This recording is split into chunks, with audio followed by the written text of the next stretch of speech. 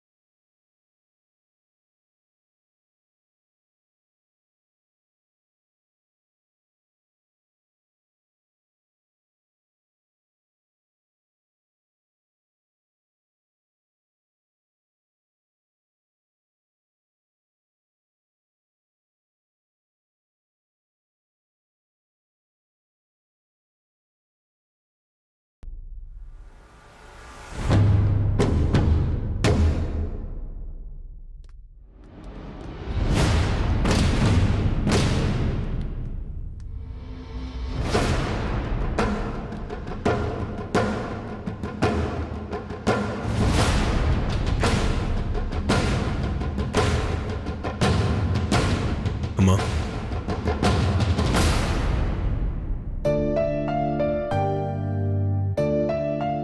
வந்துட்டியா ஆதி? உனக்கு ஒரு கல்யாணத்தை பண்ணி பார்க்கணுங்கிற என்னோட ஆசை ஒவ்வொரு தடவையும் கனவாவே முடிஞ்சு போயிடுது ஆதி.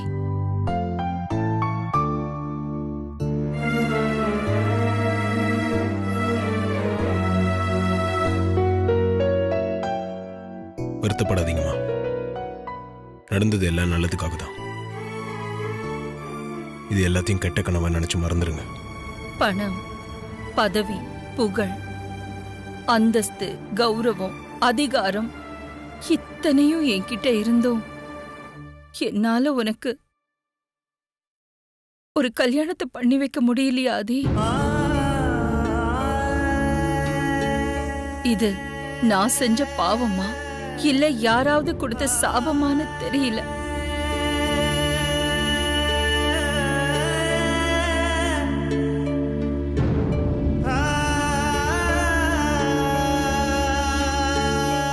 உங்க வேதனை எனக்கு புரியுதுமா.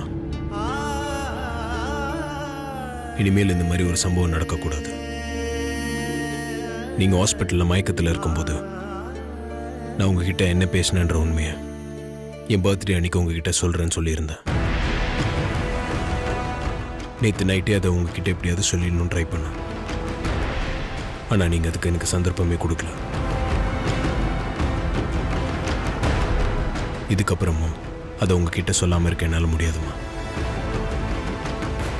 இப்போவாது நான் சொல்றது கேளுங்க.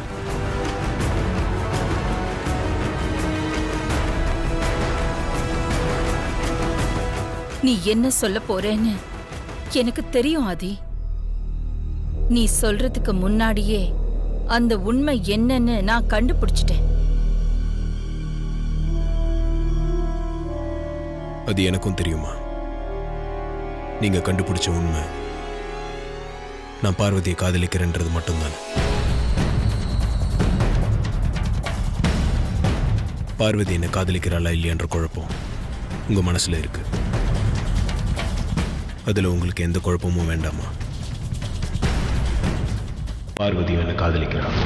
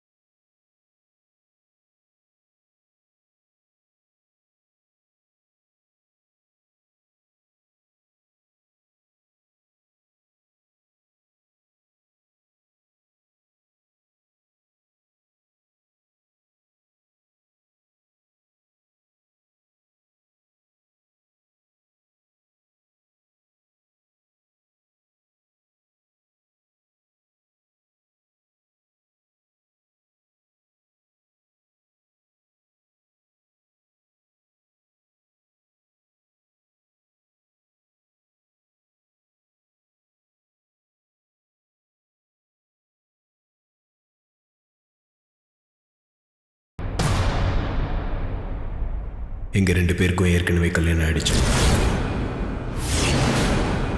நாங்க இப்ப கணவன் மனைவி.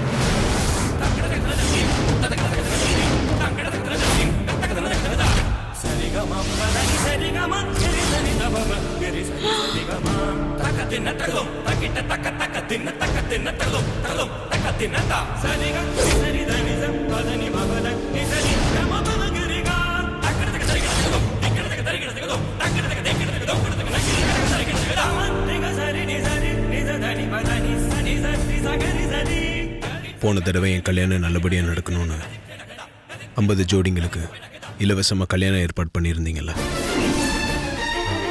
அப்போ அந்த ஜோடிங்களில் ஒரு ஜோடியா நாங்களும் கல்யாணம் பண்ணிக்கிட்டோமா?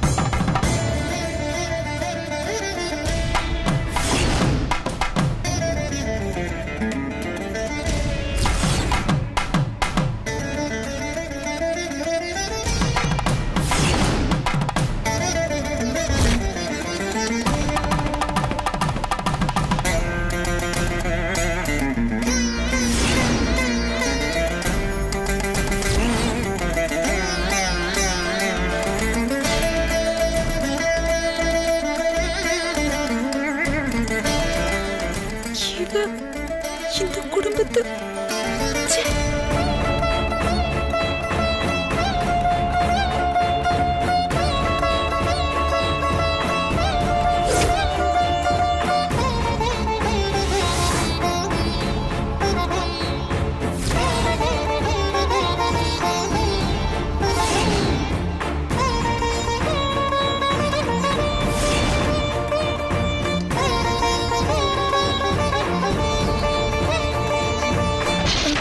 அம்மா, அகிலா.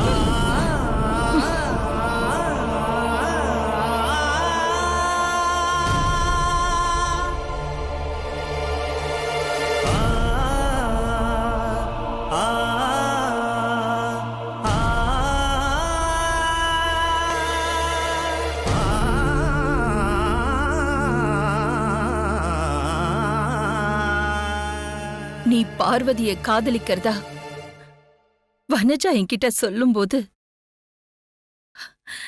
ஆதிக்கடவுர் பரம்பரையில வந்த ஏன் ஆதி ஒரு நாளும் இப்படி ஒரு தப்ப பண்ண மாட்டான்னு நான் கர்வமா சொன்னேன்.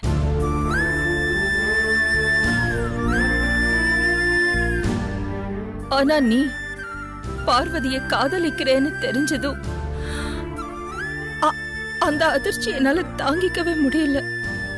அந்த அதிர்ச்சியில இருந்து நான் வெளியில வரத்துக்குள்ள இவளை கல்யாணம் பண்ணிக்கிட்டேன்னு வந்து நிக்கிறியா ஆதி? இத உன்கிட்ட நான் கொஞ்சம் கூட எதிர்பார்க்கல ஆதி. உன்னோட கல்யாணம்ங்கிறது என்னோட என்னோட கனவு, என்னோட லட்சியம். அது உனக்கே நல்லா தெரியும்ல. என் ஆதி மணமேடையில உட்கார்ந்து தாலி கட்டுற அந்த அழக பார்க்கணும்னு நான் ஒவ்வொரு நாளும் எப்படியெல்லாம் ஏங்கிக்கிட்டு இருந்தேன்னு உனக்கு தெரியுமா?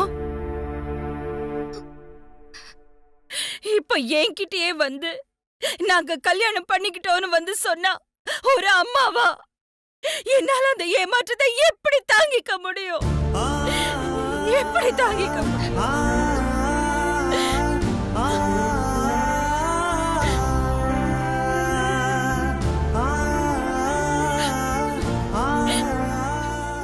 உன் மேல நான் வச்சிருந்த நம்பிக்கை எல்லாம் இப்போ ஒரு கேள்விக்குறியா ஏன் முன்னாடியே நிக்குதாதி? உன் கல்யாண விஷயத்துல நான் ஒரு முட்டாளா இருந்திருக்கேன். இப்ப நினைக்கும் போது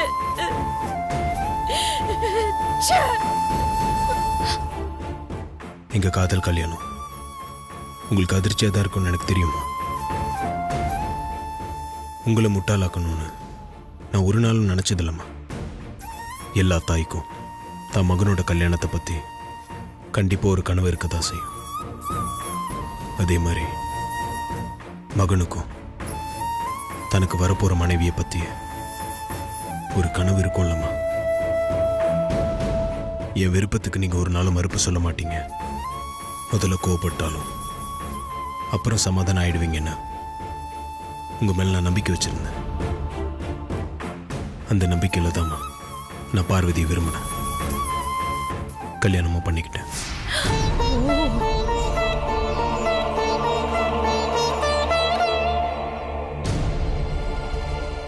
வாழ்க்கையில போறப்போ இறப்போம் ஒரு தடவை தான் நம்ம வரும். காதலும் கல்யாணமும் கூட அந்த மாதிரி தான். பொறுப்பும் இறப்பும் நம்ம கையில இல்லை. ஆனா காதல் கல்யாணம் நம்ம கையில தான் நம்ம இருக்கு. மனசுக்கு பிடிச்சவங்களோட வாழ்றதுல கிடைக்கிற சந்தோஷம் வேற எதுலயும் கிடைக்காதுமா.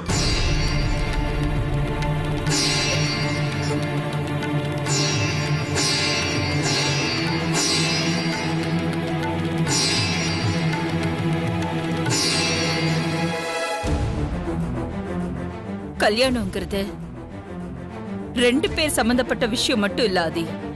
அது 2 குடும்பம், அந்தஸ்து, கௌரவம் இதெல்லாம் சம்பந்தப்பட்ட விஷயம். நம்ம ஆதிக்கடவுர் பரம்பரைக்குன்னு ஒரு அந்தஸ்து, ஒரு கௌரவம் இருக்கு. அதை யாருக்காகவும் எதுக்காகவும் என்னால விட்டு கொடுக்க முடியாது. அந்தஸ்து கௌரவம்னு நீங்க எதை வச்சு சொல்றீங்கன்னு எனக்கு புரியலம்மா. ஆனா என்னை பொறுத்த வரைக்கும் அந்தஸ்து கௌரவன்றது நல்ல குணமும் நல்ல நடத்தையும் தான். அதுல பார்வதி எந்த விதத்திலையும் உங்களால கூட குறை சொல்ல முடியாதுமா.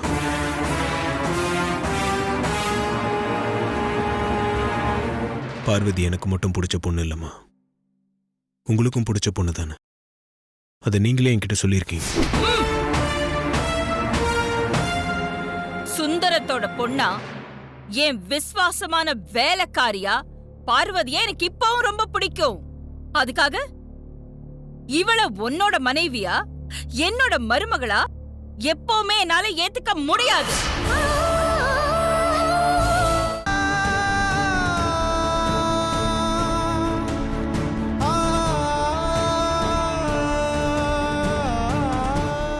என் கல்யாண விஷயத்துல மித்ராவை எனக்கு பிடிக்கலன்னு உங்களுக்கு தெரிஞ்சிருந்தோம். இந்த கல்யாணத்துல நீங்க உறுதியா இருந்ததுக்கு காரணம் மித்ராவோட ஜாதகம் தானம்மா. ஆனா அந்த ஜாதகமே மித்ராவோடது இல்ல, அது பார்வதியோட ஜாதகம்ன்ற உண்மை தெரிஞ்சதுக்கு அப்புறமும் நீங்க இப்படி பேசுறது எனக்கு கஷ்டமா இருக்குமா? தங்க ஊசிங்கிறதுனால அதால கண்ணை குத்திக்க முடியாது. செருப்பு வாசல்ல தான் இருக்கணும், அத பூஜை ரூம்ல வச்சுக்க முடியாது. அப்படி சொல்லு.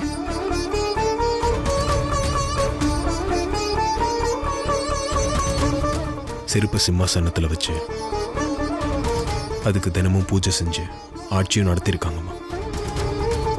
அப்ப அதை யாரும் செருப்பா பார்க்கலாமா? மனுஷனா தான் பார்த்தாங்க. நம்ம பார்க்குற பார்வையில தாம்மா எல்லாமே இருக்கு. நீ என்ன சமாதானம் சொன்னாலும் அதை இப்ப என் மனசை ஏத்துக்காது. சமையல்காரியா நம்ம வீட்டுக்குள்ள காலடி எடுத்து வச்ச பார்வதி என்னோட மருமகளா காலடி எடுத்து வைக்கிறதுல எனக்கு விருப்பம் இல்ல. அதை என்னால ஏத்துக்கவும் முடியாது.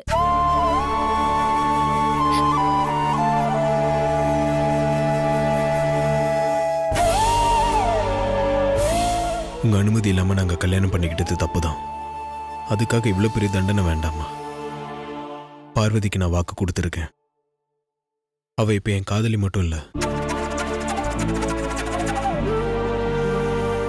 நான் தாலி கட்டின என் மனைவி. நான் கட்டின தாலியை மறைச்சு வச்சுக்கிட்டு இத்தனை நாள் இவ என்னை பிரிஞ்சு வாழ்ந்ததெல்லாம் போதுமா? போதும் ஆதி, நிறுத்து.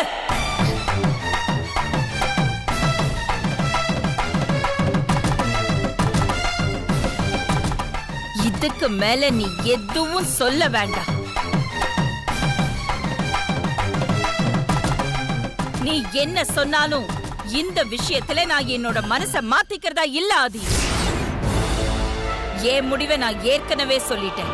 இனி முடிவெடுக்க வேண்டியது நான் இல்ல, நீதான்.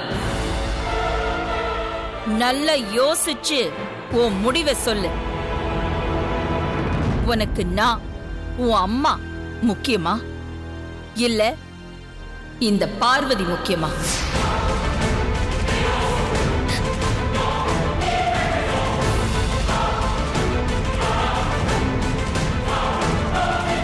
பாயிண்ட பிடிச்சா பாரு.